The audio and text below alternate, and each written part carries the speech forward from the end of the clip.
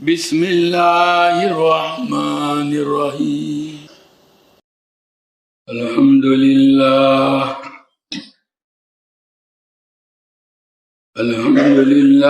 نحمده ونستعینه ونستغفره ونؤمن به ونتوکل علیہ ونعوذ باللہ من شرور انفسنا ومن سیئات اعمالنا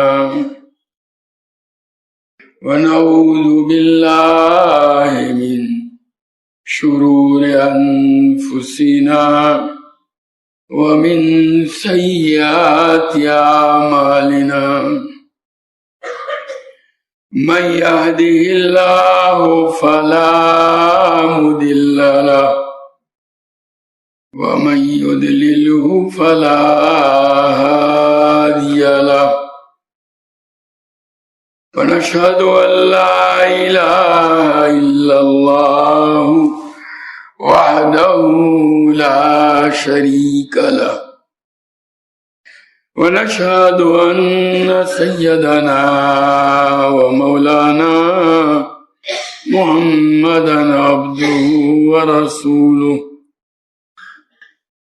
أرسله إلى كافة الناس بشيرا ونذيرا وداعيا إلى الله بإذنه وسراجا منيرا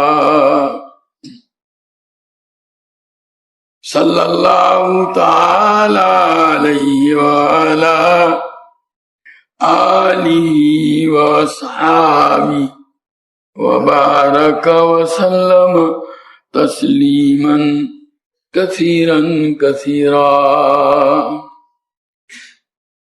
أما بعد فأعوذ بالله من الشيطان الرجيم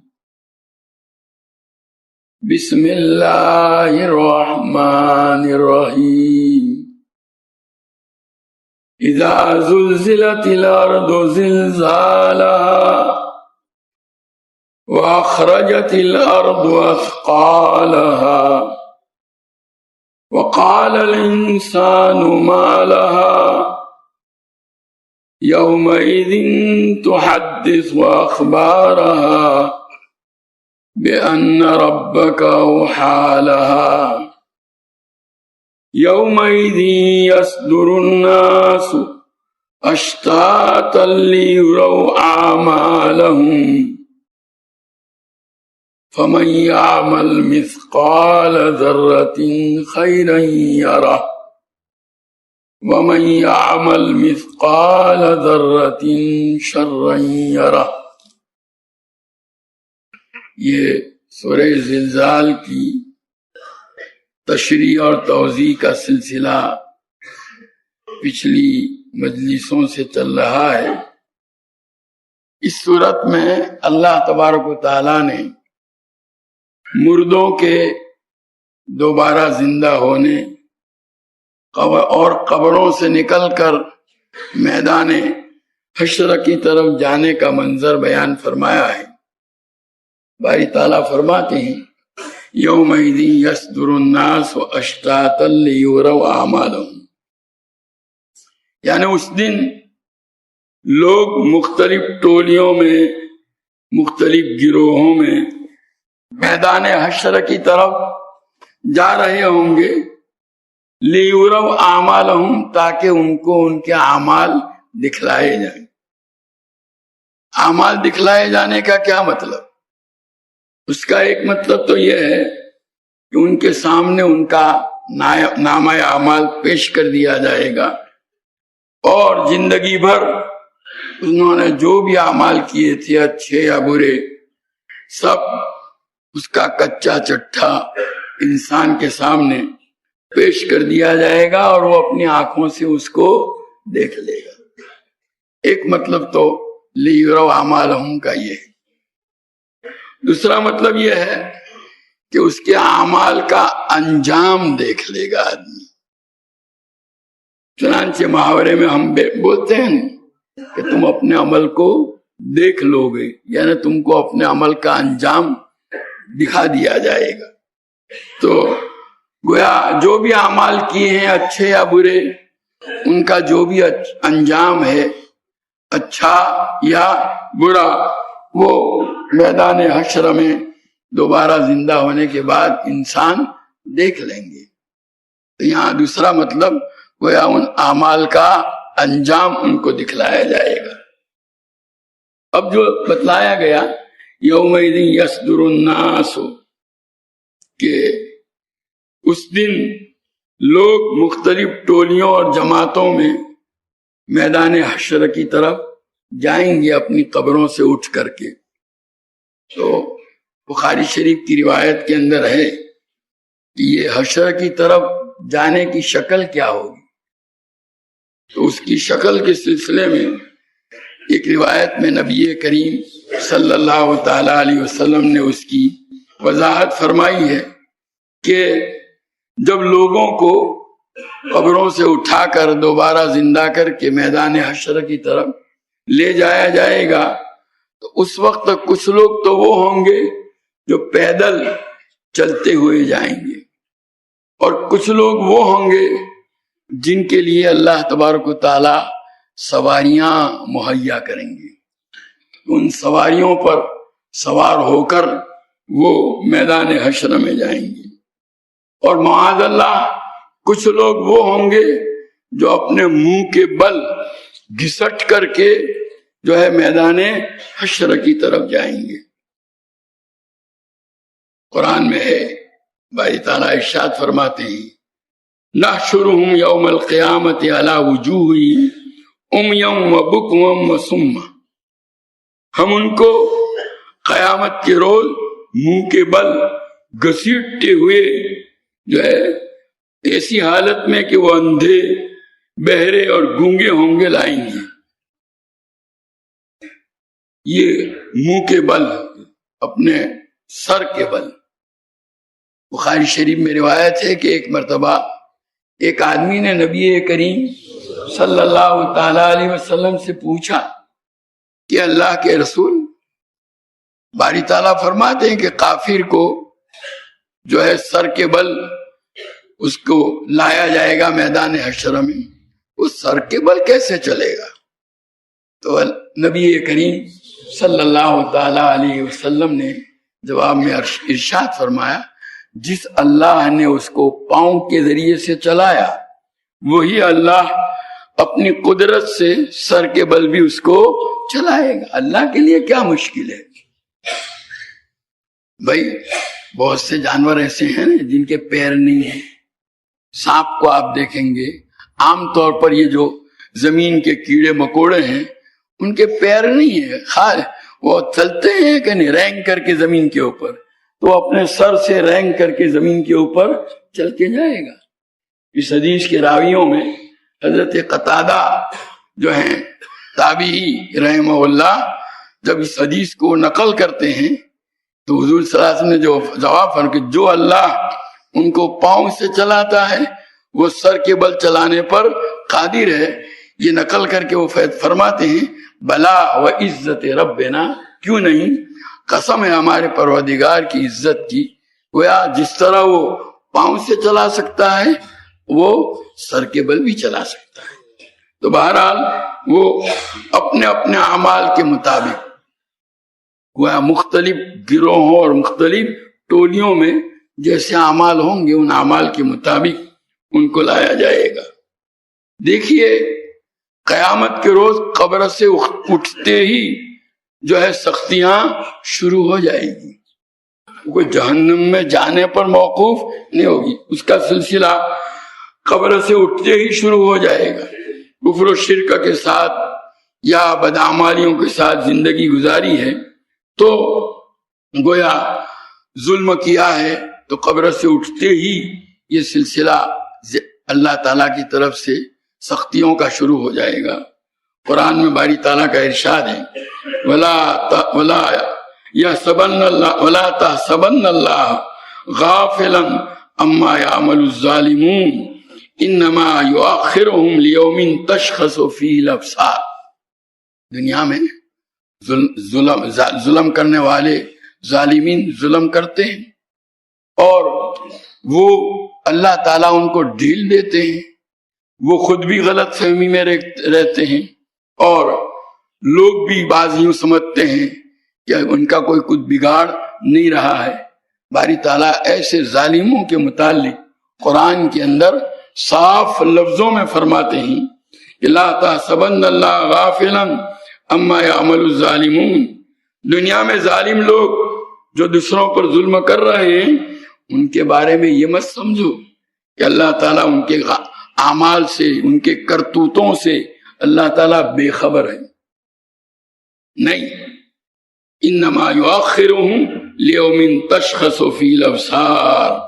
اللہ تعالیٰ نے ان کو ایک ایسے دن کے لیے، یعنی حشر کے، قیامت کے دن کے لیے ڈھیل دے رکھی ہے جس میں ان کی آنکھیں پھٹی کی پھٹی رہ جائیں گی. جب یہ لوگ قبر سے اٹھیں گے نا اور میدان حشر کا ہولناک منظر دیکھیں گے تو ان کی آنکھیں پھٹی کی پھٹی رہ جائیں گی. ویسے آدمی کسی چیز کو دیکھتا ہے، پھر آنکھ بند ہوتی ہے تو اس کی نگاہ اس کی طرف لوٹ کر کے آتی ہے، لیکن جب ہیبتناک منظر ہوتا ہے تو آنکھ یوں ہی پھٹی کی پھٹی رہ جاتی ہے، وہ نگاہ واپس نہیں آتی، وہیں کی وہیں جم جاتی ہے. قرآن میں باری تعالیٰ اسی میں آگے فرماتے ہیں مہطعین مقنعی رؤوسہم لا یرتد الیہم طرفہم وافئدتہم ہواء. وہ لوگ پکارنے والے کی پکار پر، آواز دینے والے کی آواز پر میدان حشر کی طرف دوڑے ہوئے جا رہے ہوں گے اور ان کے چہرے اٹھے ہوئے ہوں گے، یعنی یوں یوں یوں دیکھتے ہوئے جائیں گے، چہرے اٹھے ہوئے ہوں گے اور لا یرتد الیہم طرفہم، ان کی آنکھیں پلٹ کر ان کی طرف نہیں آئیں گی، یعنی پھٹی کی پھٹی رہ جائیں گی. وافئدتہم ہواء، اور ان کے کلیجے گویا ہر چیز سے خالی، کچھ نہیں ہے ان کے اندر، بالکل یہ اطمینان و سکون سے خالی ہوں گے. اب دیکھیے میدان حشر میں سختی کا عالم کیا ہوگا. ہم بچپن سے سنتے چلے آ رہے ہیں کہ قیامت کے روز سورج جو ہے وہ 1 میل اونچائی کے اوپر ہوگا اور گرمی جو ہے اپنے شباب پر ہوگی. اس وقت سورج جو ہے جیسا کہ سائنسدان بتلاتے ہیں زمین سے 9 کروڑ 33 لاکھ میل دور ہے. اتنا دور ہونے کے باوجود گرمی کے زمانے میں گرمی کا یہ حال ہوتا ہے کہ ہم سے رہا نہیں جاتا. جب وہ 1 میل دور ہوگا پھر آدمیوں کا کیا حال ہوگا. قیامت کے روز جب قبر سے مردے اٹھائے جائیں گے تو کما بدانا اول خلق نعیدہ، قرآن میں باری تعالیٰ فرماتے ہیں کہ ہم نے جس طرح ان کو پہلا مرتبہ پیدا کیا تھا اپنی ماں کے پیٹ سے، اسی طرح ان کو اٹھائیں گے دوبارہ. بخاری شریف کی روایت ہے، نبی کریم صلی اللہ تعالی علیہ وسلم فرماتے ہیں کہ جیسے بچہ اپنی ماں کے پیٹ سے پیدا ہوتا ہے کپڑے پہن کر آتا ہے، نہیں ننگا، جوتے پہن کر آتا ہے، نہیں برہنہ پا، برہنہ جسم، بلکہ بغیر ختنہ کیے ہوئے تمام انسان اسی طرح برہنہ جسم، برہنہ پا اور بغیر ختنہ کیے ہوئے، جسم پر کوئی کپڑا نہیں ہوگا اور سورج اتنا قریب ہوگا. گرمی کی شدت کا یہ عالم ہوگا کہ لوگ اپنے اپنے گناہوں کے مطابق اپنے پسینوں کے اندر ڈوبے ہوئے ہوں گے. کوئی ٹخنوں تک، کوئی گھٹنوں تک، کوئی کمر تک، کوئی سینے تک، اور کوئی جو ہے اس کا پسینہ اس کے منہ تک، گویا پسینہ اس کو لگام دیے ہوئے ہوگا، گویا اپنے پسینے کے اندر تیر رہے ہوں گے. یہ تو وہ پسینہ جو باہر ہے. روایتوں میں ہے کہ پسینہ نکلنے کے بعد اندر جو زمین کے اندر جذب ہوا 60 ہاتھ تو وہ اندر جذب ہوگا. اور یہ اوپر والے کا حال. اس حالت کے اندر لوگ جو ہیں اپنے پسینوں کے اندر تیر رہے ہوں گے، تو گویا ظاہر ہے کہ میدان حشر میں جو گھبراہٹ اور پریشانی اور خوف کا عالم جو ہوگا، الفزع الاکبر، قرآن کے اندر باری تعالیٰ نے اس کو فزع اکبر، بہت بڑی گھبراہٹ، بہت بڑی پریشانی، قیامت کے دن کو بڑی پریشانی کا دن، دنیا کے اندر بڑی سے بڑی پریشانی اگر کوئی آ سکتی ہے، وہ بھی اس کا مقابلہ نہیں کر سکتی۔ اس دن کی پریشانی جو ہوگی سب سے بڑی پریشانی ہوگی، اس پریشانی کے عالم میں لوگ ہوں گے، اور کافروں کا، فاسقوں کا، مشرکوں کا گروہ اسی حالت میں ہوں گا، وہ اپنے اپنے اعمال کے مطابق وہ تکلیفوں میں، مشقتوں میں ہوں گے۔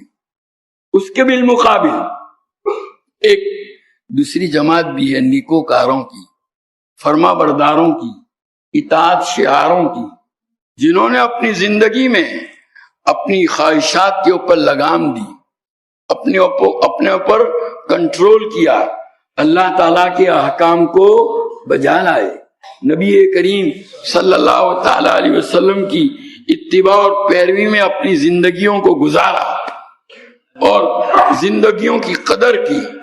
میدان حشر میں وہی میدان حشر ان کے لیے بھی ہے، وہی صورت اتنا ہی اونچائی پر ہے، وہی سب کچھ ہے، لیکن ان کا کیا حال ہوگا؟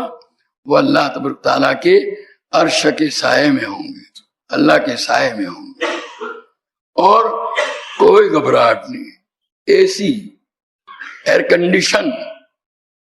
کنڈیشن میں گویا ہے۔ ان کو یہ جو ساری مصائب جن سے دوسرے لوگ مشرکین، کفار، فاسق، فساق، فجار جن تکلیفوں اور مشقتوں سے گزر رہے ہیں، ان کا کوئی اثر ان کے اوپر نہیں ہوگا، بڑے اطمینان کے ساتھ ہوں گے اللہ کے پیدا کیے ہوئے سائے میں۔ جو ہے اللہ ان سختیوں کو ان کے لیے کیا کر دیں گے؟ آسان کر دیں گے۔ اب وہ سایہ کیسا ہوگا ہم آج اس کا تصور نہیں کر سکتے۔ بخاری شریف میں حضرت ابو ہریرہ رضی اللہ تعالیٰ عنہ کی روایت ہے، فرماتے ہیں کہ نبی کریم صلی اللہ علیہ وسلم نے فرمایا، سبعۃ یظلھم اللہ فی ظلہ یوم لا ظل الا ظلہ، 7 آدمی ایسے ہیں کہ جن کو اللہ تعالیٰ اپنے سائے میں، دیکھو عام طور پر احادیث کے اندر جو لفظ آتا ہے اپنے سائے میں، عرش کا لفظ نہیں ہے، تو تعبیر کرتے ہیں عرش کا سایہ۔ علامہ رشا کشمیری رحمۃ اللہ علیہ فرماتے ہیں عرش بھی تو ایک نورانی جسم ہے، اس کا سایہ کیسے؟ جیسے اللہ کا سایہ، یہاں سائے کی نسبت جو اللہ کی طرف کی گئی ہے تعظیم اور تشریف کے لیے، جیسے مسجد کو اللہ کا گھر کہتے ہیں، کوئی اللہ کے فروکش ہونے اور ٹھہرنے کی یہ جگہ نہیں ہے، اس کو اللہ نے ایک بزرگی اور اونچا مقام دینے کے لیے اس گھر کی نسبت کس کی طرف کر دی؟ اپنی طرف کر دی کہ اللہ کا گھر۔ ایسے اس سائے کو، اس کی شرف، اس کی عظمت اور اس کی بزرگی کو ظاہر کرنے کے لیے اس سائے کی نسبت اللہ تعالیٰ نے اپنی طرف کر دی، اپنا اللہ کا سایہ، اللہ کا پیدا کیا ہوا مخصوص سایہ، اس میں یہ لوگ ہوں گے لا ظل الا ظلہ، اس دن اللہ کے سائے کے علاوہ اور کوئی سایہ نہیں ہوگا۔ کون ہے وہ 7 آدمی؟ الامام العادل، انصاف کرنے والا حکمران، ستادش، بادشاہ۔ اور علماء نے اس کی شرح کرتے ہوئے لکھا ہے کہ یہ حکمران جو ہیں، حکومت کے بھی مختلف درجات ہیں۔ ایک تو سب سے بڑا جو بادشاہ ہوتا ہے سب کا اوپر، اس کے ماتحت مختلف علاقوں کے جو گورنر ہوتے ہیں، پھر ان گورنروں کے ماتحت جو ہوتے ہیں، ان کے جو ماتحت ہوتے ہیں، ہر ایک کو اللہ نے کسی نہ کسی کے اوپر کچھ نہ کچھ کیا ہے حکومت اور اختیار عطا فرمایا، یہاں تک کہ گھر کا بڑا ذمہ دار آدمی اپنے بیوی بچوں کا بھی کیا ہے حاکم ہے۔ ان کے ساتھ بھی اس نے اگر انصاف کا معاملہ کیا ہے، ان کے ساتھ ان کے حقوق کی ادائیگی کا اہتمام کیا ہے، تو وہ بھی الامام العادل کے اندر شمار کیا گیا۔ اور علماء نے تو یہاں تک لکھا ہے کہ کسی کے ماتحت کوئی نہیں ہے، تنے تنہا ہے، لیکن اس تنے تنہا آدمی کو اللہ تعالیٰ نے جو جسم دیا ہے اور اس جسم میں جو اعضاء عطا فرمائے ہیں، آنکھ، کان، زبان، ہاتھ، پاؤں، دل، دماغ، ان سارے اعضاء پر اس کو کیا ہے؟ کنٹرول ہے۔ ان کو اگر صحیح طریقے سے اس نے کیا کیا ہے؟ چلایا ہے، سمجھ میں ان کا حق ادا کیا ہے، تو الامام العادل میں وہ بھی آ جاتا، مسئلہ آسان ہو گیا ہم سب کے لیے۔ ہم بھی اگر عرش کے سائے میں آنا چاہتے ہیں تو اس پہلی قسم ہی میں گویا شامل ہو سکتے ہیں۔ دوسرا کون؟ شاب نشا فی عبادت ربی، وہ نوجوان جس نے اللہ کی عبادت اور اطاعت و فرما برداری میں جو ہے اپنی عمر جو ہے بتائی، پروان چڑھا، گویا اس کی جوانی۔ ماں باپ کو چاہیے کہ بچپن سے اپنے اولاد کو نیکی کی ایسی تربیت دیں کہ وہ جب بڑے ہوں، جوان ہوں، تو ان کی جوانی شاب نشا فی عبادت اللہ کا نمونہ۔ وہ ماں باپ یوں سوچیں ہم کو تو یہ سعادت حاصل نہیں ہوئی، ہم نے غفلت سے کام لیا، گناہوں کا ارتکاب کیا جوانی کے زمانے میں، اور جوانی کی زندگی میں غلط کام بھی کیے، لیکن ہماری اس اولاد کی ایک بہترین اور اچھی تربیت کر کے ہم ان کو جو ہے ایسا نوجوان بنا سکتے ہیں جس نوجوان کی اٹھان اور جو ہے جو پروان چڑھا ہو کس کے اندر؟ اللہ کی اطاعت و فرما برداری۔ کون نہیں چاہے گا کہ میری اولاد جو ہے اللہ کے سائے میں جگہ نہ پاوے؟ ہر ایک چاہتے ہیں، تو اس کے لیے محنت کرو۔ آسانی سے ماں باپ یہ کام کر سکتے ہیں، اپنے اولاد کو اس زمرے میں شامل کر سکتے ہیں۔ اور تیسرا وَرَجُلٌ قَلْبُهُ مُعَلَّقٌ فِي الْمَسَاجِدِ، جس کا دل مسجدوں میں اٹکا ہوا ہے، لٹکا ہوا ہے، نماز پڑھ کے گیا فجر کی، اور دل میں یہ ہے کہ کب ظہر کا وقت ہو، اذان ہو اور میں مسجد جاؤں اور ظہر کی نماز جماعت کے ساتھ ادا کروں۔ ظہر پڑھ کے گیا دکان پر، لیکن دل لگا ہوا ہے کہاں؟ مسجد میں، کب عصر کا وقت ہو، اذان کا وقت ہو اور میں مسجد جاؤں اور عصر کی نماز جماعت کے ساتھ ادا کروں۔ گویا پانچوں نمازوں کا ایسا اہتمام کہ ایک نماز پڑھنے کے بعد دوسری نماز کی طرف اس کا دل لگا ہوا ہے، اٹکا ہوا ہے۔ تو یہ وہ آدمی ہے جس کا دل مسجد میں اٹکا اور لگا ہوا ہے، وہ بھی اللہ کے سایہ میں ہوگا قیامت کے روز۔ یہ کام بھی تو ہم کر سکتے ہیں نا، ہمارے لیے مشکل نہیں۔ ہمارا معاملہ الٹا ہو گیا، مسجد میں آتے ہیں تو بھی ہمارا دل اٹکا ہوا ہوتا ہے، کہاں؟ دکان میں، گھر میں۔ نہیں، اب مزاج بناؤ، اپنے مزاج کو بدلو، اس کی تربیت، اس کو صحیح رخ پر لاؤ، اور گھر پر ہوں، دکان پر ہوں اور ہمارا دل مسجد کے اندر اٹکا ہوا ہو، ایسا بناؤ۔ محنت کریں گے تو یہ چیز بھی مل جاتی ہے۔ اور پھر اور کون؟ وَرَجُلَانِ تَحَابَّا فِي اللَّهِ اجْتَمَعَا عَلَيْهِ وَتَفَرَّقَا عَلَيْهِ، دو اللہ کے ایسے بندے اللہ کے واسطے انہوں نے آپس میں محبت کی، اپنی کسی غرض کے لیے نہیں، اپنا کوئی مقصد حاصل کرنے کے لیے نہیں۔ اس وقت مان لیجیے آپ تمام حضرات اس مجلس میں تشریف فرما ہیں، یہاں کائے کے لیے آیا؟ میرے سے کوئی تم کو دنیاوی مفاد ہے جو اس مفاد کو حاصل کرنے کے لیے آئے ہو؟ مجھ میں کوئی پیسے بانٹ رہا ہوں، یا یہاں آنے کی وجہ سے آپ کو کوئی عہدہ ملنے والا ہے؟ نہیں، محض اللہ کی نسبت پر یہ تعلق میرے ساتھ جو آپ نے قائم کیا، اور میں بھی جو آپ کے ساتھ اس وقت کر رہا ہوں، یہ تحابا فی اللہ۔ ہر وہ کام جس میں دو اللہ کے بندے اللہ کی نسبت پر آپس میں، دعوت و تبلیغ کے ساتھی ہیں، آپس میں ملتے ہیں، اور وہ اسی لیے ملتے ہیں، کس کے لیے؟ اللہ کے مقام کے لیے، اس چیز پر جدا ہوتے ہیں۔ استاد اور شاگرد ہیں، دین کا علم حاصل کرنے والا شاگرد اور دین کا علم دینے والا استاد، ان کے آپس کے تعلق کیا ہیں؟ رجلان تحابا فی اللہ، اللہ کے واسطے کی محبت، کوئی اور دنیاوی غرض نہیں ہے۔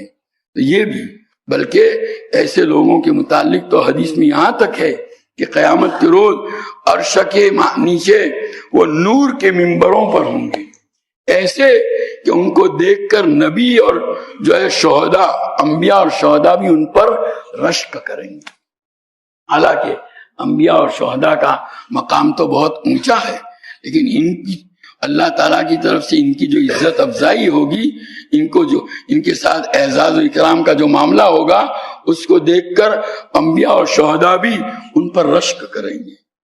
اور وَرَجُلٌ طَلَبَتْهُ ذَاتُ مَنْصَبٍ وَجَمَالٍ فَقَالَ إِنِّي أَخَافُ اللَّهَ، اور وہ آدمی جس کو کسی ایسی عورت نے جو اونچے مقام والی اور حسین و جمیل عورت، اونچے خاندان سے تعلق رکھنے والی اور حسین و جمیل، وہ جو ہے زنا اور کی اس کو دعوت دے، اب شہوت پوری کرنے کے لیے دعوت دے۔ دیکھو جو آبرو باختہ عورتیں ہوتی ہیں نا، یا بازاری عورتیں، وہ بازاری عورتیں تو ساری دنیا کو دعوت دیتی ہیں، نہیں، یہ بازاری عورت نہیں ہے، شریف عورت ہے، اونچے گھرانے کی عورت ہے، اور وہ بھی کیسی؟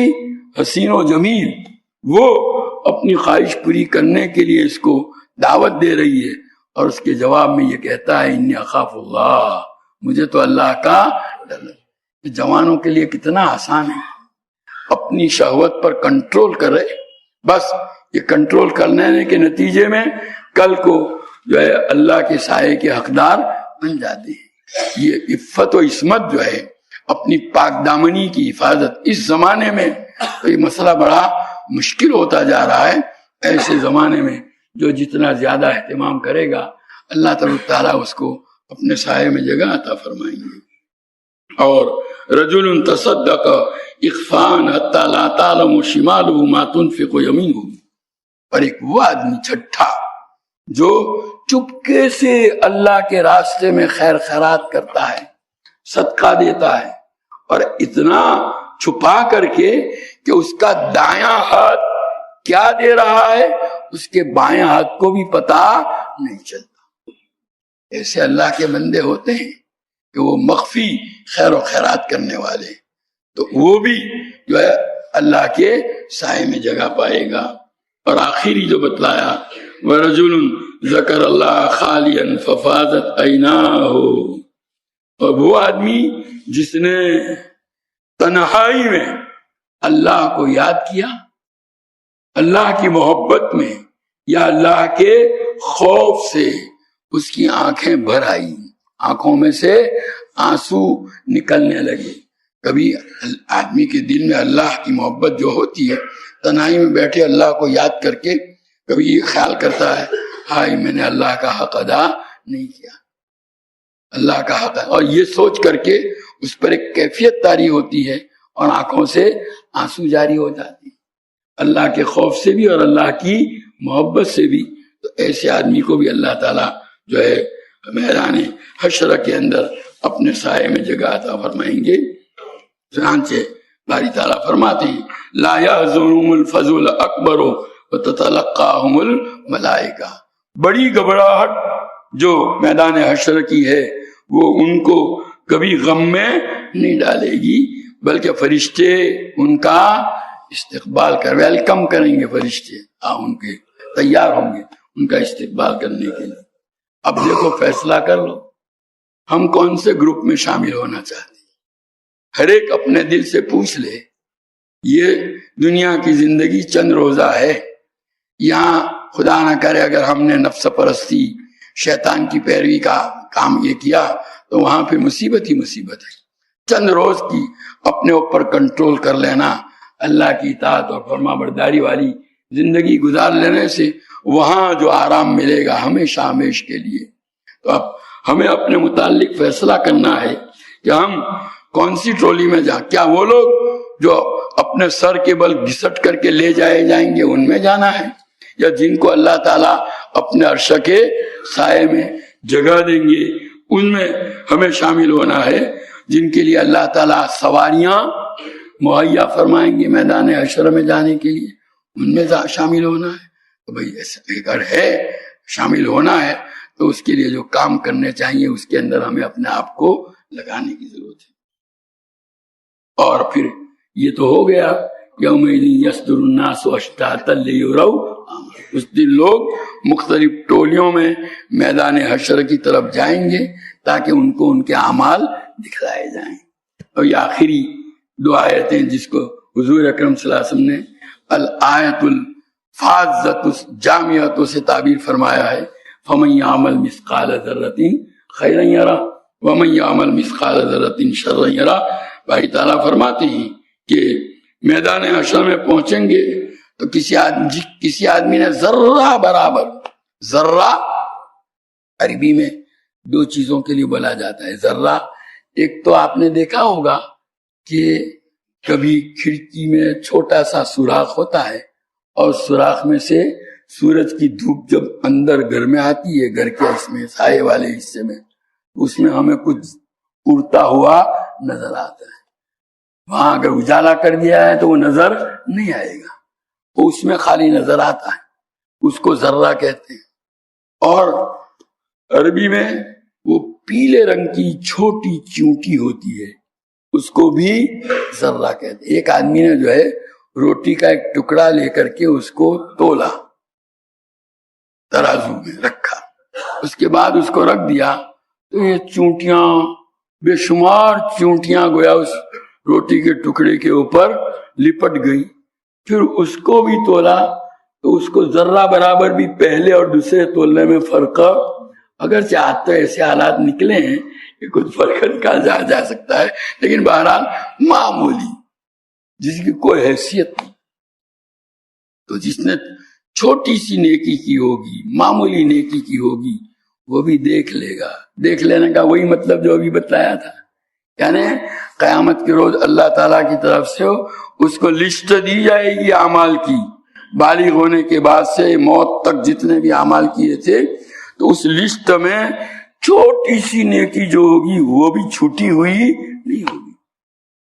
ہم تو اپنے کہیں کوئی چیزیں جمع کرتے ہیں تو چھوٹی چیزیں چھوڑ دیتے ہیں، وہ تو اس کو رہنے دو بھی، لیکن قیامت کے روز جو فہرست ہمیں دی جائے گی، اعمال نامہ دیا جائے گا جس میں اعمال لکھے ہوئے ہوں گے، چھوٹی سے چھوٹی نیکی ذرہ برابر وہ بھی ہوگی، اور وَمَن يَعْمَلْ مِثْقَالَ ذَرَّةٍ شَرًّا يَرَهُ، اور چھوٹی سے چھوٹی برائی، گناہ جو کیا ہوگا وہ بھی اس کو اندر نظر آئے گا، گویا اس کو اپنے نامہ اعمال میں وہ لکھا ہوا دیکھ لے گا۔ یا دوسرا مطلب جیسا کہ بتلایا تھا کون سا، اس کا انجام دیکھ لے گا، یعنی چھوٹی نیکی کی ہوگی اس کو بھی اللہ تعالیٰ ضائع اور برباد نہیں ہونے دیں گے، اللہ اس کا بھی بدلہ اچھی شکل میں اس کو عطا فرمائیں گے۔ اور چھوٹی سے چھوٹی برائی، گناہ کیا ہوگا وہ بھی چھپنے والا نہیں ہے، اللہ تعالیٰ اس کے اوپر بھی جو ہے اس کو سزا دیں گے۔ گویا یہ آیت حضور اکرم صلی اللہ علیہ وسلم نے ایک روایت میں، بخاری شریف میں روایت ہے، کتاب الزکوٰۃ میں آتی ہے، اس میں الآیت الفاظۃ الجامعۃ، ایک ایسی آیت جو منفرد اور جامع اس لیے کہا کہ اس نے انسانی زندگی کا کوئی عمل چھوڑا نہیں، اچھا ہو یا برا ہو بدلہ اس کو ملے گا۔ اور منفرد اس لیے کہا کہ جو آدمی اس آیت کو اپنی زندگی میں ہمیشہ پیش نظر رکھے گا، دھیان پر رکھے گا، وہ اپنی زندگی کو صرف اس ایک جملے کی وجہ سے کیا کر سکتا ہے، سوال۔ ہمیشہ آپ یہ سوچتے رہیے میں ذرا سا بھی نیکی کا کام کروں گا مجھے اس کا بدلہ اچھا اللہ کے یہاں ملنے والا ہے، ذرا سا بھی گناہ کا کام کروں گا اس کی سزا اللہ کے یہاں ملنے والی ہے۔ تو اس مضمون کو ذہن نشین کر لینے سے ہماری زندگیوں میں انقلاب آ جائے گا، بدلاؤ آ جائے گا۔ ہر وقت گویا یہ ذہن میں رکھنے والی باتیں مستحضر رہنا چاہیے، اور اسی کے لیے نبی کریم صلی اللہ علیہ وسلم نے اس کو جامعہ اور منفرد، جامع اور شاذہ یعنی منفرد آیت قرار دیا۔ اب جیسا کہ ابھی بتلایا تھا کہ اس کے نتیجے میں انسان قیامت کے اندر نیک بد ساری چیزیں اس کے سامنے آ جائے گی، جو نیکیاں کی ہوگی چھوٹی سے چھوٹی ہوگی وہ بھی آئے گی، جو گناہ کیے ہوں گے، جو برائیاں کی ہوں گی وہ چھوٹے سے چھوٹے ہوں گے وہ بھی آئیں گے، اور اسی کو اللہ تبارک تعالیٰ فرماتے ہیں وَنُخْرِجُ لَهُ يَوْمَ الْقِيَامَةِ كِتَابًا يَلْقَاهُ مَنْشُورًا اقرأ كِتَابَكَ كَفَى بِنَفْسِكَ الْيَوْمَ عَلَيْكَ حَسِيبًا۔ قیامت کے دن ہم ایک ایسا دفتر، ایک ایسا رجسٹر، ایک ایسی کتاب اس کے سامنے رکھ دیں گے کہ یلقاہ منشورا، جس کو بالکل کھلم کھلا وہ پڑھ لے گا۔ اس کا پڑھا ہوا ہونا ضروری، ہر انسان پڑھ لے گا، چاہے دنیا میں اس نے پڑھنا لکھنا سیکھا ہو یا نہ سیکھا ہو، پڑھ لے گا۔ اور پھر گویا اس سے کہا جائے گا اس کتاب کو پیش کرتے ہوئے کہ بھائی اپنا اعمال نامہ ہے، اس کو دیکھ لو، پڑھ لو، اور اپنے متعلق کیا کر لو، فیصلہ کر لو۔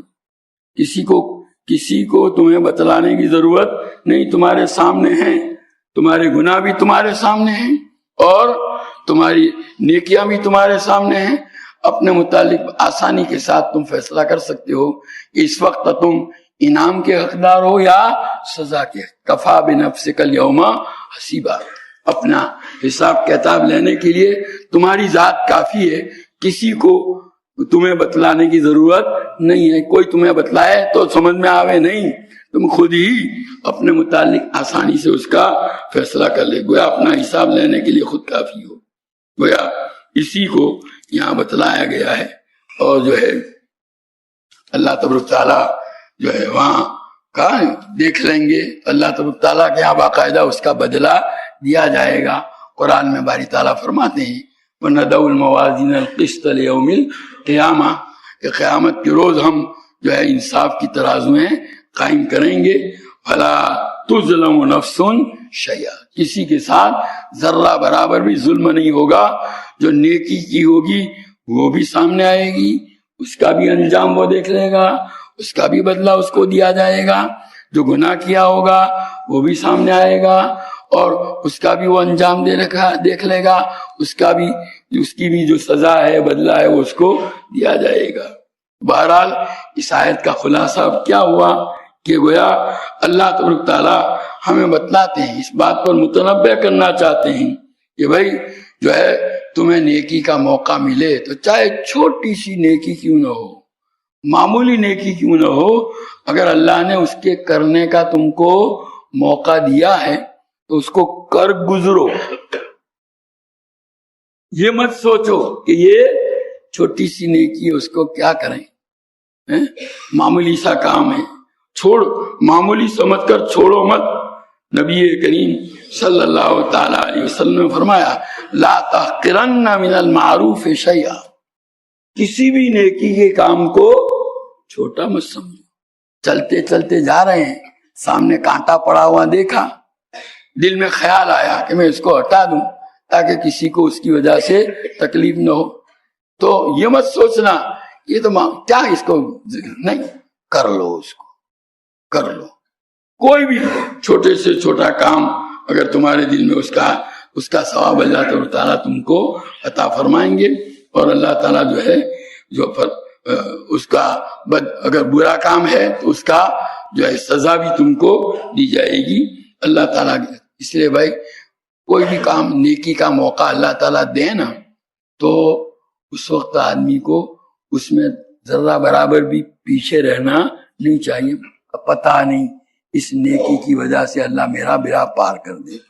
ابھی آپ نے سنا تھا اگلے سبق میں، پہلے سبق میں گزشتہ اسباق میں آیا تھا کہ بخاری شریف میں روایت ہے، ایک آدمی جا رہا تھا جنگل میں سے، اس کو پیاس لگی اور وہاں ایک کچا کنواں تھا جس کی مڈیر بنی ہوئی نہیں تھی، کنویں کے اندر جو ہے اس کے دیواروں کے اوپر خانے بنے ہوئے تھے، وہ اتر کر کے اس نے اپنی پیاس بجھائی۔ پھر واپس جب باہر آیا تو دیکھا کہ ایک کتا جو ہے وہ پیاس کی وجہ سے گیلی مٹی چاٹ رہا ہے۔ اس کے دل میں خیال آیا کبھی پیاس کی جس شدت سے مجھے واسطہ پڑا تھا اور جس کی وجہ سے میں تکلیف محسوس کر رہا تھا، یہ کتا بھی اسی پیاس کی شدت سے دوچار ہے۔ چنانچہ اس نے دل میں سوچا کہ میں اس کو پانی پلا دوں۔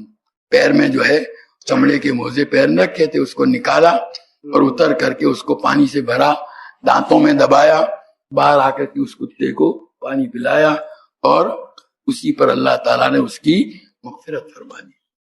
دیکھو یہاں اللہ تعالیٰ کے یہاں عمل کا سائز نہیں دیکھا جاتا، بڑا ہے کہ چھوٹا ہے، کیا دیکھا جاتا ہے؟ اخلاص، خالص اللہ کو راضی کرنے کے لیے اخلاص کے طور پر للہیت سے کیا ہے تو اللہ تعالیٰ کے یہاں اس پر فیصلے ہوتے ہیں۔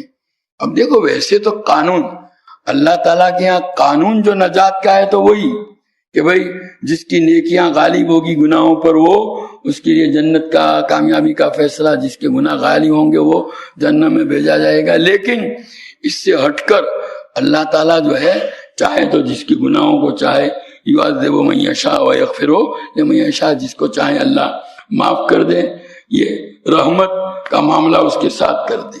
یہ حضور نے جو ہمیں یہ تاکید فرمائی لا تحقرن من المعروف شیئا، کہ کسی بھی نیکی کے کام کو معمولی نہ سمجھو، یہ دراصل شیطان کا ایک بہت بڑا ہتھیار ہے جو نبی کریم صلی اللہ علیہ وسلم نے لے لیا اس کے ہاتھ میں سے۔ کیا ہوتا ہے، ایک آدمی گناہ کا مرتکب ہوتا ہے، کبھی کوئی نیکی کا موقع آتا ہے اور اس کا جی چاہتا ہے کائے کو اس نیک کام کرنے کو، تو شیطان اس کے دل میں وسوسہ ڈالتا ہے، ارے زندگی تو ساری تیری گناہوں میں گزری، اس ایک نیکی سے تیرا کیا بھلا ہونے والا، ایک چنا کیا باڑ کو جو یہ کرے گا پھوڑے گا، سنا ہے کہ نہیں؟ عمر تو ساری کٹی عشق بتا میں مومن، آخری وقت میں کیا خاک مسلمان ہوں گے، یا جیسے بولتے ہیں نا کہ یہ سوچ ہوئے کھا کے بلی اج کو چلی، یہ سب شیطانی دھوکے ہیں۔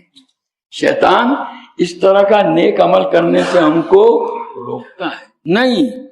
حضور فرماتے ہیں کوئی بھی عمل نیکی کا عمل ہے چاہے معمولی سا نظر آتا ہو لیکن اس کو کر لو، وہ قیامت کے روز اس کا انجام تم کو ملے گا، اللہ تعالیٰ اس کا بدلہ دیں گے۔ ہو سکتا ہے اللہ تعالیٰ اسی پر ہماری نجات، ایک مومن تو اسی پر تو زندگی گزارتا ہے، اس لیے چاہیے کہ گویا اس طرح کا ایک مزاج بنایا جائے اور کسی چھوٹے گناہ کو چھوٹا سمجھ کر کرو مت۔ یہ بزرگوں نے لکھا ہے کسی نیکی کو چھوٹا سمجھ کر چھوڑو مت اور کسی گناہ اور برائی کو چھوٹا سمجھ کر کرو مت۔ شیطان کی کیا عادت ہوتی ہے، لوگ کیا پوچھتے ہیں مطلب یہ ناجائز ہے یا حرام ہے، مطلب یہ کہ حرام کہتے تو ہم بچ جائیں، ناجائز ہے تو کچھ کر لیں گے۔ شیطان کبھی کہتا ہے نا چھوٹا سا گناہ کر لو، اس سے کیا نقصان ہونے والا، نہیں بھائی۔ حضرت تھانوی رحمۃ اللہ علیہ سے ایک آدمی نے کہا کہ بدنگاہی صغیرہ ہے یا کبیرہ ہے؟ حضرت تھانوی رحمۃ اللہ نے جواب میں لکھا کہ چنگاری جو ہے آگ لگانے کے لیے کافی ہے، چاہے وہ بڑی ہو یا چھوٹی ہو۔ ہمارے ایمان کو تباہ کرنے کے لیے گناہ کافی ہے، چاہے چھوٹا ہو یا بڑا ہو۔ یہ مت دیکھو، یہ جو چاہے ناجائز اور حرام کی تفصیلات فقہا نے لکھی ہے وہ تو ایک عقیدے کے اعتبار سے کہ جس گناہ کا گناہ ہونا دلیل قطعی سے ثابت ہوا ہو اس کو کیا کہتے ہیں، حرام، اور جس گناہ کا گناہ ہونا دلیل قطعی سے ثابت نہ ہو اس کو ناجائز۔ ورنہ بچنے کے لیے اس سے بھی بچنا ضروری ہے اور اس سے بھی بچنا ضروری ہے۔ یہ شیطان جو ہمیں دھوکہ دیتا ہے کہ بھئی تھوڑا سا چھوٹا سا گناہ کر لو، اس دھوکے میں پڑنے کی ضرورت نہیں ہے۔ بہرحال برائی برائی ہے چاہے چھوٹی ہو اور بھلائی بھلائی ہے چاہے وہ چھوٹی ہو، اس لیے شیطانی دھوکے میں آنے کی ضرورت نہیں ہے۔ اب دیکھیے یہ تو قدرت کا جو نظام ہے وہ بتلا دیا، وَمَن يَعْمَلْ مِثْقَالَ ذَرَّةٍ خَيْرًا يَرَهُ وَمَن يَعْمَلْ مِثْقَالَ ذَرَّةٍ شَرًّا يَرَهُ۔ جس نے ایک ذرہ برابر نیکی کی ہوگی وہ بھی دیکھ لے گا اور ذرہ برابر جو ہے برائی اور گناہ کیا ہوگا وہ بھی دیکھ لے گا، اعمال نامے میں بھی دیکھ لے گا اور انجام بھی دیکھ لے گا۔ لیکن یہاں اللہ کا ایک رحمت کا معاملہ بھی ہے، وہ کیا ہے؟ حدیث میں آتا ہے کہ آدمی نے کوئی گناہ اگر کیا ہے اور اس گناہ سے اس نے سچے دل سے توبہ کر لی ہو تو اللہ تبارک تعالیٰ اس کے اس گناہ کو اعمال نامے میں سے بھی کیا کر دیتے ہیں، مٹا دیتے ہیں۔ کل کو قیامت میں جو لسٹ ملے گی وہ گناہ اندر نہیں ہوگا۔ ویسے تو قرآن سے معلوم ہوتا ہے کہ آدمی جب گناہ کرتا ہے نا تو اس کے گناہ کے اوپر اللہ تبارک تعالیٰ کی طرف سے 5 گواہ ہوتے ہیں۔ کتنے؟ 5 گواہ۔ ایک تو ابھی جیسا کہ اس صورت میں آپ نے پڑھا نا، زمین کے جس حصے پر اس نے گناہ کیا ہے زمین اس کی کیا دے گی؟ یومئذ تحدث اخبارا، ایک تو زمین گواہی دے گی، دوسرا جو ہے جس اس کے اعضاء الیوم نختم علی افواہہم وتکلمنا ایدیہم وتشہد ارجلہم بما کانوا یکسبون، قیامت کے روز باری تعالیٰ فرماتے ہیں کہ ہم ان کے منہ پر مہر لگا دیں گے، ان کے ہاتھ ہم سے باتیں کریں گے، ان کے پاؤں گواہی دیں گے ان کرتوتوں کی جو وہ کرتے تھے، اعضاء آدمی کی۔ یہ دوسرا گواہ۔ تیسرا گواہ نامہ اعمال، وَإِذَا الصُّحُفُ نُشِرَتْ، اور چوتھا گواہ کرامن کاتبین یعلمون ما تفعلون، وہ فرشتے جو اللہ تبارک تعالیٰ نے انسان کے اعمال کے لکھنے کے اوپر مقرر کیے ہیں وہ چوتھے گواہ ہیں۔ اور جو ہے یہ سب گواہوں سے اللہ تبارک تعالیٰ پھر جب آدمی توبہ کر لیتا ہے ان چار گواہ ہیں، تو چاروں گواہوں کو اللہ تبارک تعالیٰ کے کر دے۔ وہ ایک حدیث ہے، حضرت تھانوی رحمۃ اللہ علیہ نے التشرف فی احادیث التصوف میں اس کو ذکر کیا ہے، اذا تاب العبد انسى اللہ الحفظۃ ذنوبہ، کہ جب بندہ گناہ کرتا ہے تو اللہ تعالیٰ فرشتوں کو اس کے گناہ کیا کر دیتے ہیں؟ بھلا دیتے ہیں۔ فرشتے قیامت کو گواہی نہیں دے سکیں گے، وہ کرام وَأَنْسَى ذَلِكَ جَوَارِحَهُ، اور اس کے اعضاء کو بھی اللہ تعالیٰ گناہ فرماتے بلانے کی نسبت اللہ نے کس کی طرف کی؟ اپنی طرف، یعنی یہ کام اللہ براہ راست کریں گے، فرشتوں سے بھی نہیں، تاکہ فرشتے تانا دیں۔ تو نے دنیا کا دستور تو یہ ہے کسی کو معاف کیا جاتا ہے تو ابھی اس کی فائل جو ہوتی ہے نا وہ محفوظ رکھی جاتی ہے، فائل نہیں چھوڑی جاتی، ختم کی نہیں کی جاتی، فائل رہتی ہے۔ لیکن اللہ کے ہاں اللہ کو کس کی پرواہ ہے؟ جب معاف کر دیں گے تو ساری نشانیاں بھی کیا کر دی جائے گی؟ مٹا دی جائے گی۔ تو اللہ تعالیٰ اس کے اعضاء کو بھی بھلا دیں گے، اعضاء بھی قیامت کے روز اس کی گواہی نہیں دے سکیں گے۔ وَمَا عَلِمَهُ مِنَ الْأَرْضِ، اور زمین کے اوپر جس زمین پر گناہ کیا تھا وہ زمین نے بھی دیکھا تھا، نوٹ کیا تھا، محفوظ رکھا تھا، اس کو بھی اللہ کیا کر دیں گے؟ بلا دیں گے۔ حتیٰ جو ہے یہاں تک کہ حتیٰ یلقى اللہ ولیس علیہ شاہد من اللہ بذنب، یہاں تک کہ قیامت کے روز اللہ سے ایسی حالت میں ملے گا کہ اس کے گناہ کے اوپر کوئی گواہ۔ کیا شان ہے اللہ کی رحمت کی۔ اور توبہ کوئی مشکل کام ہے کیا؟ اس کے لیے ہمیں کچھ قربانی دینی پڑتی ہے، اس کو کچھ ہمیں کچھ کفارہ دینا پڑتا ہے؟ کتنا آسان کام۔ بھائی جو کچھ گناہ ہوئے اس پر دل میں ندامت ہو، ایک درد ہے کہ ہائے میں نے کس بڑی ذات کی نافرمانی کی، اور اس کے ساتھ ساتھ جو ہے وہ اس کو کیا ہے آئندہ کے لیے نہ کرنے کا چھوڑ دیا، اب ابھی نہیں، خلاص چھوڑ دیا، میں نے چھوڑ دیا۔ بات کہتے ہیں آئندہ ہوگا تو، بھئی اللہ تعالیٰ یہ نہیں کہا کہ آئندہ ہوگا تو تمہاری یہ توبہ ختم ہو جائے گی، پھر اس سے دوبارہ توبہ کر لینا، تم نے ہے کہ نہیں؟ تو آئندہ ہوگا، اس بنیاد پر آپ اپنی توبہ میں شک اور شبہ، جس وقت توبہ کریں پورے یقین کے ساتھ کریں کہ مجھے اس گناہ کا ارتکاب نہیں کرنا ہے چاہے میں مر جاؤں، پھر ہو جاوے ہماری جو ہے کمزوری کی وجہ سے وہ بات دوسری، لیکن اس کی وجہ سے اس توبہ پر کوئی اثر، اس توبہ سے جو گناہ معاف ہوا ہوگا۔ ہم اس مجلس میں بیٹھے بیٹھے آج پوری زندگی کے گناہوں کو کیا کر سکتے ہیں؟ 2 منٹ کا کام ہے، اللہ کی طرف دھیان دھر لو اور طے کر لو، ابھی تو گناہ کا ارتکاب نہیں کر، شرابی ابھی تو کوئی شراب نہیں پی رہا ہے، زانی ابھی تو زنا نہیں کر رہا ہے، اور سود خور ابھی تو سود نہیں کھا رہا۔ اس مجلس میں تو ہر گناہ سے ہم بچے ہوئے ہیں، گناہ تو چھوٹا ہوا ہے اس وقت تو، اور ساتھ ہی ساتھ جو ہے وہ دل میں اس پر ندامت بھی ہے اور آئندہ نہ کرنے کا عزم بھی ہے۔ بس اللہ تعالیٰ یہ گناہ توبہ ہو جائے گی، جو حقوق ہے بعد میں اس کو ادا کر دو۔ دیکھو کتنا آسان ہے، لیکن شیطان جو ہے آدمی کو توبہ نہیں کرنے دیتا۔ بھائی دیکھو حشر کا معاملہ بڑا سنگین ہے، وہاں کوئی کسی کی مدد نہیں کر سکے گا۔ اللہ مجھے آپ کو بچائے اور یہ اس دن کی ہولناکیوں سے اللہ میری آپ کی حفاظت فرمائے۔ وآخر دعوانا الحمدللہ رب العالمین۔ سبحانك اللهم وبحمدك وتبارك اسمك وتعالى جدك ولا إله غيرك. اللهم صل وسلم وبارك على سيدنا ومولانا محمد وعلى آل سيدنا ومولانا محمد كما تحب وترضى بعدد ما تحب وترضى. ربنا ظلمنا أنفسنا وإن لم تغفر لنا وترحمنا لنكونن من الخاسرين. ربنا آتنا في الدنيا حسنة وفي الآخرة حسنة وقنا عذاب النار. اے اللہ تو ہمارے گناہوں کو معاف فرما، ہماری خطاؤں سے درگزر فرما. گنہگار ہیں، خطا کار ہیں، قصوروار ہیں. اب تک کی ہماری زندگی تیری نافرمانیوں میں گزری. تو نے جن کاموں کو کرنے کا حکم دیا ان کو بجا نہیں لائے، اور جن چیزوں سے تو نے منع فرمایا انہی کا ارتکاب کرتے رہے.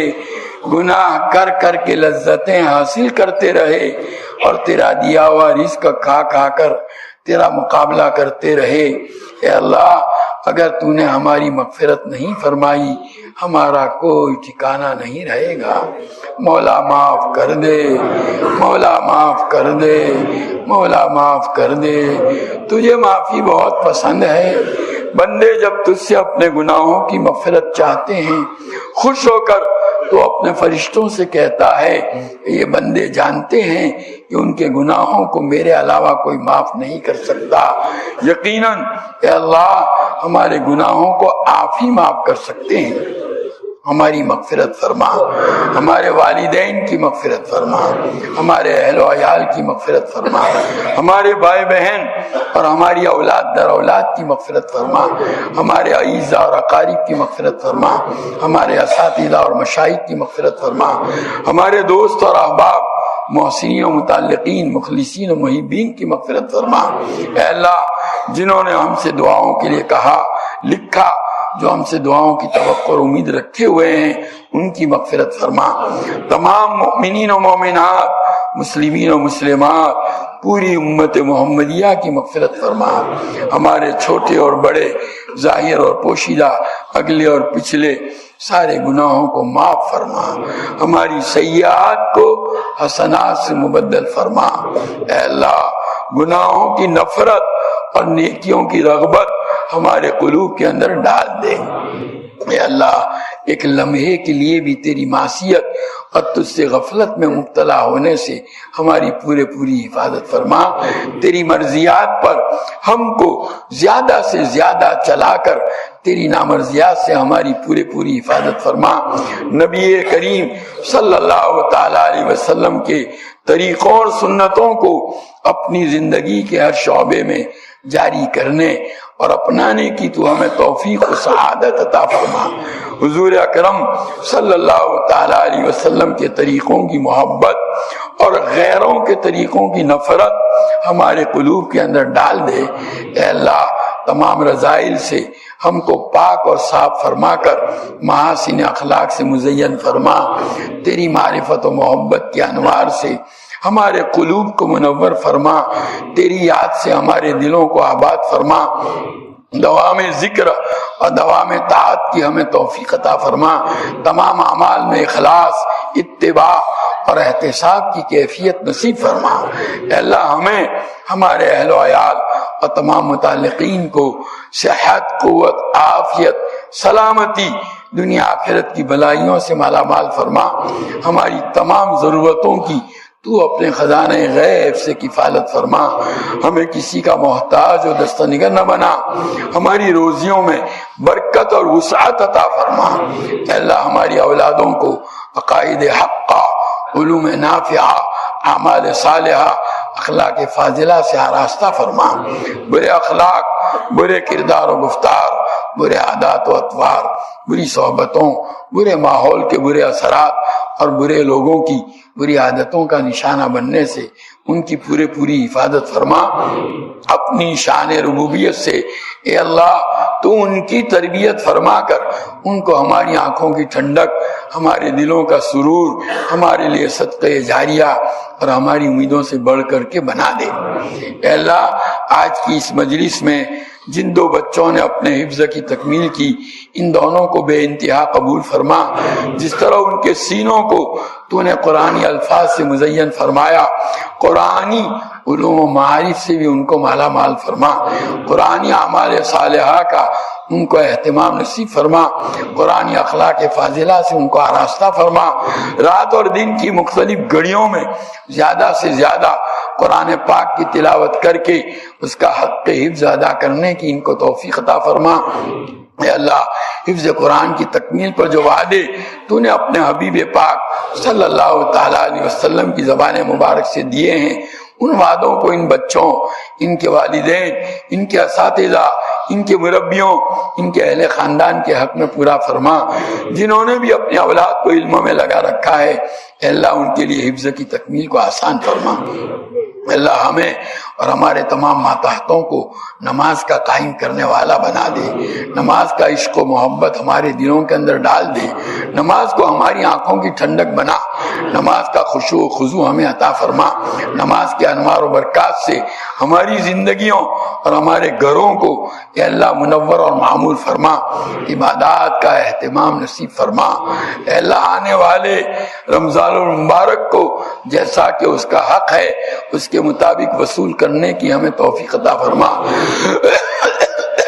اس کے برکات، ثمرات، فوائد اور انوار سے ہم کو مالا مال فرما۔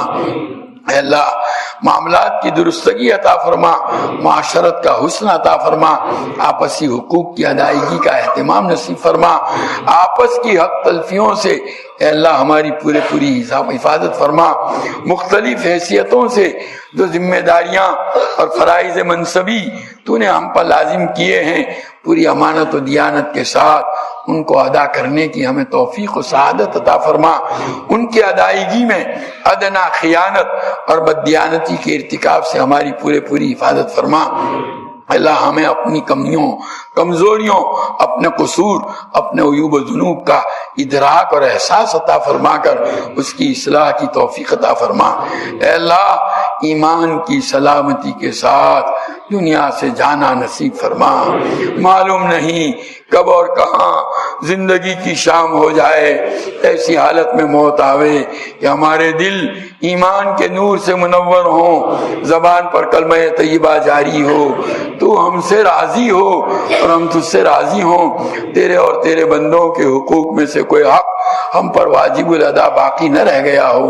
اللہ ایسی حالت میں موت عطا فرما، قبر کے عذاب سے حفاظت فرما، محشر کی ہولناکیوں سے حفاظت فرما، اس دن کی رسوائی سے بچا لے، اس دن اپنے عرش عظیم کا سایہ نصیب فرما، اپنے حبیب پاک صلی اللہ علیہ وسلم کے مبارک ہاتھوں حوض کوثر کا جام نصیب فرما، حضور پاک صلی اللہ علیہ وسلم کی شفاعت مرحمت فرما۔ اے اللہ نیکیوں کے پلڑے کو جھکا دے، دانے ہاتھ میں نامہ اعمال نصیب فرما، پل صراط پر سے عافیت کے ساتھ گزار کر جہنم کے عذاب سے پوری حفاظت فرما کر اے اللہ جنت کے اندر دخول اولین نصیب فرما۔ اے اللہ ہمارے بیماروں کو صحت کاملہ عاجلہ مستمرہ عطا فرما، حضرت حکیم کلیم اللہ صاحب کو، حضرت مولانا ارشد مدنی کو، حضرت مولانا طلحہ صاحب کو، حضرت مولانا رابع صاحب کو، حضرت مولانا قمر الزمان صاحب کو اور ہمارے اکابر میں جو بھی موجود ہیں، اللہ ان تمام کے سایوں کو قادر صحت قوت عافیت کے ساتھ ہمارے سروں پر قائم رکھ۔ اے اللہ مقروضوں کے قرضوں کی ادائیگی کی شکلیں پیدا فرما، پریشان حالوں کی پریشانیوں کو دور فرما، حاجت مندوں کی حاجتیں پوری فرما، قید و بند میں جو محبوس ہیں اے اللہ ان کو رہائی نصیب فرما، مقدمات میں جو ماخوذ ہیں ان کو بری فرما۔ اے اللہ جو جس مصیبت میں گرفتار ہے اس سے اس کو نجات عطا فرما، بے گھروں کو گھر عطا فرما، بے سہاراؤں کو سہارا عطا فرما، بے روزگاروں کو روزگار عطا فرما، بے اولادوں کو اولاد عطا فرما۔ اے اللہ جن کی اولادیں نافرمان ہیں ان کی اولادوں کو تو تیرا اور ان کے ماں باپ کا مطیع و فرما بردار بنا کر ماں باپ کی آنکھیں ٹھنڈی فرما، جن کی اولادیں شادی کی عمروں کو پہنچ چکی ہیں صالح جوڑ عطا فرما کر ان کے نکاح کی صورتیں پیدا فرما۔ اللہ جن کی شادیاں تو ہو چکی لیکن ازدواجی زندگیاں تلخی کا شکار ہیں، ان کو ازدواجی زندگی کی خوشگواریاں عطا فرما۔ حضور پاک صلی اللہ علیہ وسلم کا امتی جہاں کہیں بھی ہو، اے اللہ اس کے ایمان و اسلام کی، جان و مال کی، عزت و آبرو کی، اہل و عیال کی، تجارت و زراعت و کاروبار کی، ہر چیز کی پوری حفاظت فرما۔ پورے عالم میں امت محمدیہ جہاں کہیں مظلومیت کا شکار ہے، اللہ اس کی بھرپور نصرت فرما، ظالم کے ہاتھ کو ظلم سے روک دے۔ اے اللہ ممالک اسلامیہ کے سربراہوں کو ہدایت عطا فرما، بے دینوں ملحدوں کی سربراہی سے ان ممالک کو نجات عطا فرما کر دیندار، امانت دار، غیرت ایمانی سے بھرپور ہاتھوں میں اقتدار عطا فرما، جو اپنے اپنے علاقوں میں شریعت مطہرہ کو جاری و ساری کرنے والے ہوں۔ خلافت راشدہ کے نہج پر خلافت اسلامیہ قائم فرما۔ اے اللہ حرمین شریفین کی حفاظت فرما، اس کے تقدس اور ادب و احترام کی حفاظت فرما۔ جو حکمران اے اللہ اس کے تقدس اور ادب و احترام کو مجروح کر رہے ہیں، اے اللہ ان کے ہاتھوں سے اقتدار لے کر تیرے ایسے نیک بندوں کے ہاتھوں میں اقتدار عطا فرما جو اس کے تقدس کو اور ادب و احترام کو قائم کرنے والے ہوں۔ اے اللہ اس ملک میں امن و امان کی فضائیں قائم فرما، یہاں بسنے والی قوموں میں آپس میں محبت، رواداری اور حسن سلوک کو عام فرما۔ جو لوگ ان کے درمیان بغض اور عداوت پیدا کر کے اپنے ناجائز مقاصد کو حاصل کرنا چاہتے ہیں، اے اللہ ان کی سازشوں کو ناکام کر دے۔ اے اللہ آنے والے انتخابات کے اندر مسلمانوں کو پوری سمجھداری اور اے اللہ دیانت و امانت سے کام لے کر کے اپنے حق خود اختیاری کو استعمال کرنے کی توفیق عطا فرما۔ اے اللہ ایسے تیرے بندوں کے ہاتھ میں اقتدار عطا فرما جو تیرے بندوں کے ساتھ محبت کرنے والے ہوں، انصاف کرنے والے ہوں، شفقت سے پیش آنے والے ہوں، حسن سلوک سے پیش آنے والے ہوں۔ اے اللہ اپنے فضل کا معاملہ فرما دے، اپنے فضل کا معاملہ فرما دے، حکومت کی باغ ڈور کو بہتر سے بہتر طریقے سے چلانے والے ہوں، ایسے بندوں کے ہاتھ میں اقتدار عطا فرما۔ اللہ ہمارے والدین، ہمارے اساتذہ، ہمارے مشائخ جنہوں نے ہماری تعلیم و تربیت کے لیے مشقتیں اٹھائی، تکلیفیں جھیلی، ہماری غفلتوں کو برداشت کیا، ان تمام کو تو ہماری طرف سے اپنی شان بہترین بدلہ دنیا اور آخرت کے اندر عطا فرما۔ جو اس دنیا سے جا چکے ان کی قبروں کو نور سے بھر دے، اپنی رحمتوں مغفرتوں سے ڈھانپ لے، جنت الفردوس میں ان کا اعلیٰ مقام و مراتب عطا فرما، اور جو موجود ہیں ان کی عمروں میں، ان کی صحت و قوت و عافیت میں، ان کے اعمال خیر میں، ان کی علمی دینی ملی خدمات میں بے انتہا خیر و برکت عطا فرما کر ان کی قدردانی کی ہمیں توفیق عطا فرما۔ اے اللہ جو صلاحیتیں، جو قوا، جو اسباب و وسائل، جو نعمتیں تو نے ہمیں عطا فرمائی، ان سب کو تیرے دین، علم دین اور ایمان و اسلام کی اشاعت کے لیے، حفاظت کے لیے، خدمت کے لیے اے اللہ استعمال کرنے کی ہمیں توفیق عطا فرما۔ ان قیمتی سرمایوں کو دنیا کے پیچھے ضائع کرنے سے ہماری حفاظت فرما۔ اے اللہ ہمارے اکابر کی اے اللہ جانوں کی حفاظت فرما، ان کے وجود کو اے اللہ عافیت و سہولت کے ساتھ ہمارے سروں پر قائم فرما۔ اللہ تیرے حبیب پاک صلی اللہ علیہ وسلم نے جتنی خیر اور بھلائی تجھ سے مانگی ہمیں اور پوری امت کو عطا فرما، جن شرور و برائیوں سے پناہ چاہی اس سے ہماری اور پوری امت کی حفاظت فرما۔ اے اللہ اس مجلس میں شریک تیرے تمام بندوں اور بندیوں کی جائز اور نیک مرادیں پوری فرما، جو مانگا وہ بھی عطا فرما، مانگنے سے رہ گیا وہ بھی عطا فرما۔ آج تک تجھ سے مانگ کر کبھی محروم نہیں ہوئے، اب بھی اور آئندہ بھی محروم نہ فرما۔ ربنا جینا کا تائبین فلا تردنا خائبین، ربنا تقبل منا انك انت السميع العليم وتب علينا انك انت التواب الرحيم۔ صلی اللہ تعالی علی خیر خلقہ سیدنا و مولانا محمد وآلہ وصحبہ اجمعین برحمتہ۔